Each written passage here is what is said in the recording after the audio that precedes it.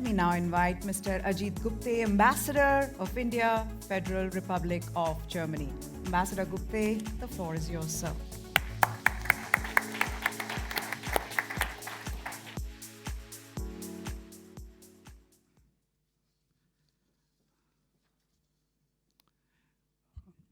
Honorable Minister of Railways, I&B and Electronics and Information Technology, Shri Ashwini Vaishnavji, Honorable Minister of Communication and Development of the Northeast Region, Shri Jyotiraditya Scindia ji, Managing Director and CEO of TV9, Shri Barun Das, State Secretary Florian Hassler, dear friends, Namaskar and Guten Abend.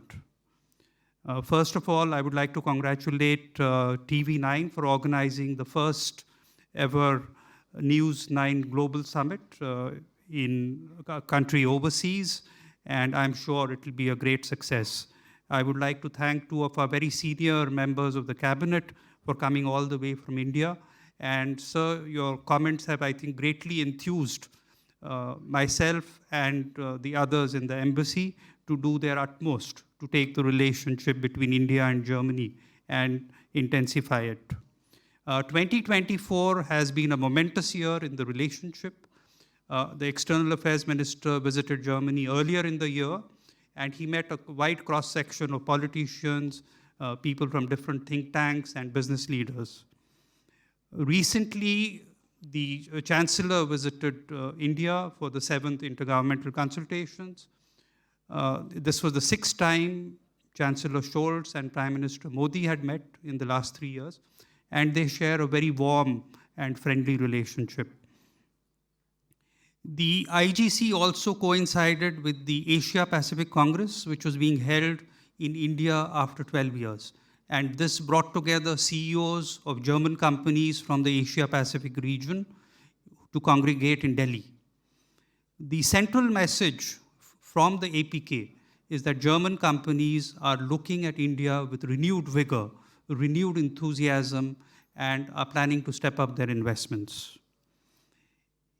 It was very apparent that India is not just the flavor of the month, but that India is the flavor of the year.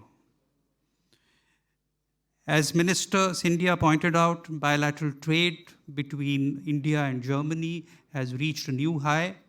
The German statistics show that the trade crossed $33 billion. I was just mentioning that some of the trade comes to Netherlands, but the final destination is Germany. So there is a slight difference in the figures. German companies have invested $20 billion in India, according to their own statistics, but a good amount of the earnings is being reinvested in India. I happened to be in India and had the opportunity to interact with a few German companies, and I was truly surprised by the scale of their planned expansion.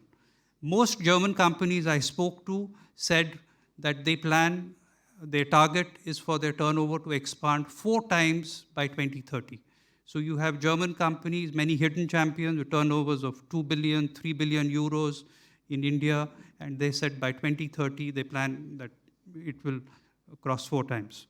So it is truly an exciting time for India-Germany relationship, and one of the new dimensions to this is the renewed interest in security and defense. Last year and this year have seen fresh vigor.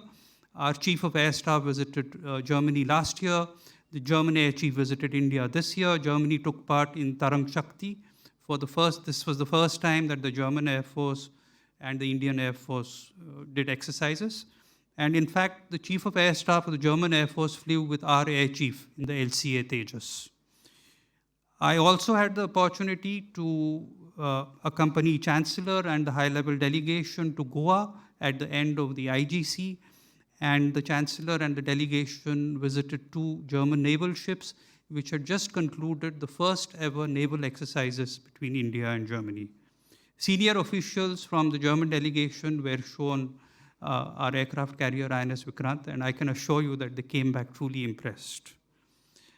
Friends, a lot has been said, I would not like to repeat, but the Green and Sustainable Development Partnership provides a very strong template for continuing our cooperation in renewable energy, sustainable development, urban management, etc.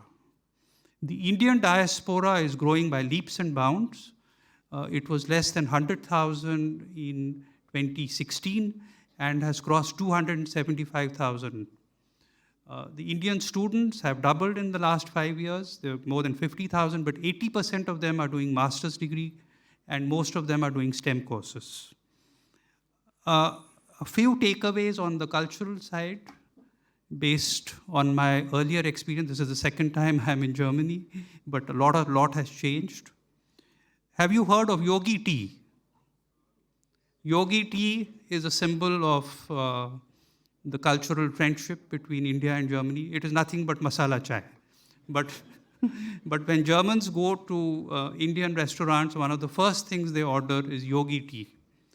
I remember from my last tenure when it was Halloween, and a lot of German children used to come and we used to give them sweets. There were a couple of occasions when we ran out of sweets. And do you know what the German children said? Never mind if you don't have chocolates. Can we have butter chicken instead? So I told my wife that next year when we have Halloween, we must cook a lot of butter chicken. But I think nothing exemplifies that India has arrived than the fact that at Potsdamer Platz, today you have about 4 or 5 Indian restaurants, and in the famous Adlon Hotel, which was at one time known for its China Club, there is the India Club now, and it's a fine dining experience. And the India Club, I think, gets many more visitors than the China Club. Let me thank everybody, including a large number of visitors from India who have come to cold Germany. But I think the warmth in the relationship is adequate to drive away the cold, and I think it will sustain us in the winter months ahead. Let me finally thank very deeply the government of Baden-Württemberg, the Minister President Winfried Kretschmann, for their sustained support in organizing this memorable event. Thank you very much.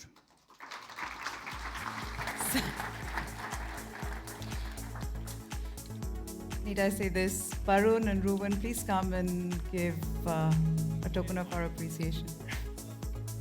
Thanks. I finally asked you.